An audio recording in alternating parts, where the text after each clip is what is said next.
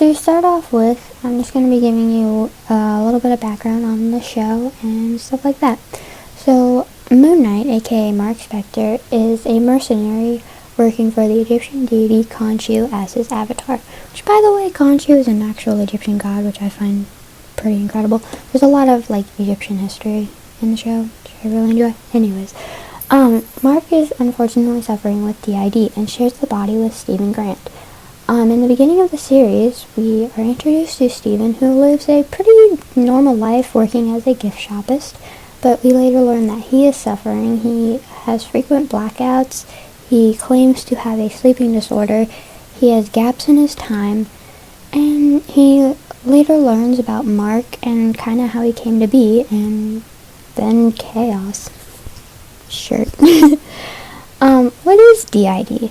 According to WebMD, dissociative identity disorder, or what was previously known as multiple personality disorder, is a severe form of dissociation, a mental process which produces a lack of connection in a person's thoughts, memories, feelings, actions, or sense of identity. Dissociative identity disorder is thought to stem from a combination of factors that may include traumatic experiences. The dissociative aspect is thought to be a coping mechanism. A person literally shuts off or dissociates themselves from a situation or experience that's too violent, painful, or traumatic.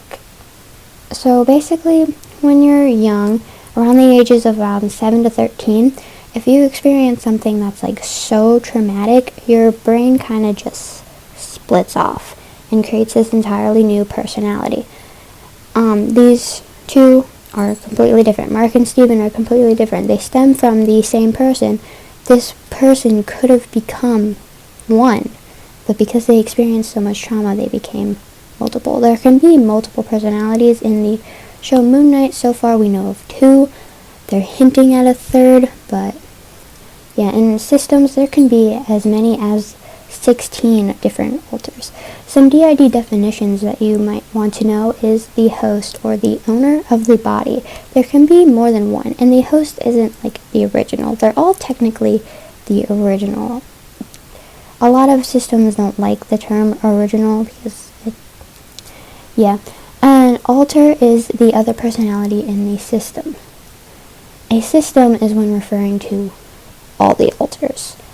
And a switch is a transition from one alter to the other. You'll see this in Moon Knight when they roll their eyes in the back of their head. That's not entirely accurate, but it's a really good visual for the audience. Another good visual is when Mark and Stephen are talking to each other with mirrors. With DID, that's not really how that works. When you look in a mirror, you can't really see your alter, but it's a good visual for the audience because all the communication between alters is in their minds. Can't really see what's inside someone's head, so the mirror talking is a really good visual.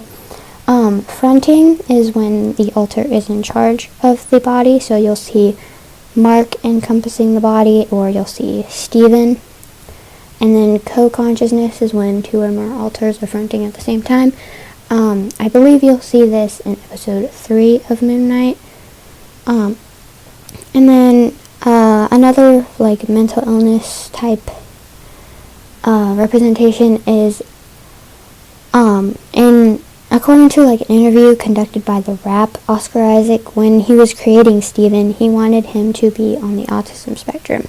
That warms my heart a little bit. And also, just a little fun fact, when he was creating the character, he also wanted him to be English because the show was set in London.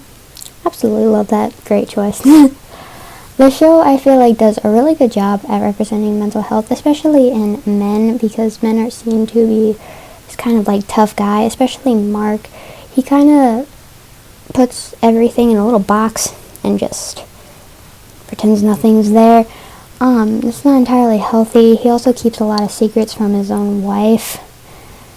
Again, not very healthy. The show's lesson, I guess, is self-acceptance, which I think is a really, really good lesson to learn. You really need to learn to appreciate yourself and love yourself no matter who you are, what you're dealing with, what your struggles are, and also not be afraid to tell people things. Don't hide things. One of my favorite scenes from the show is in episode 2 when Stephen finally knows about Mark and knows what it's like to be on the inside, like be inside, not be fronting. From what I've seen in YouTube videos of like DID systems analyzing the show, they resonate with this because they relate to it. And I think that's really good, how a lot of DID systems relate to a few of the scenes. And I also love the analogy of like the inner demon type thing. When Steven and Mark are talking, Steven kind of confronts Mark and says, "You're a bad person, you're even a parasite," you know? And then Mark gets so heated, he starts kicking the mirror, and the camera pans out, and all you see is just this insane man kicking a mirror. Like, the inner demon analogy is really, I think it's really good because you don't really get to see what people are struggling with. Unless they tell you, you don't know. So they could be internally, like, panicking, and you just, like, if someone's having a panic attack, you just see them just, like, panicking, and you're just like, did they just run a marathon? Like, you don't see what's going on in their head, so I really like that visual. I also but I also like the idea that the monsters that Mark and Steven fight in the show are only visible to them. Another inner demon type analogy there. I just really love the mental health representation in this show. It's really good because a lot of media doesn't really do a good job at showcasing mental health. I also love how comforting this show is. Stephen Grant, my comfort character, he made me laugh in every single episode.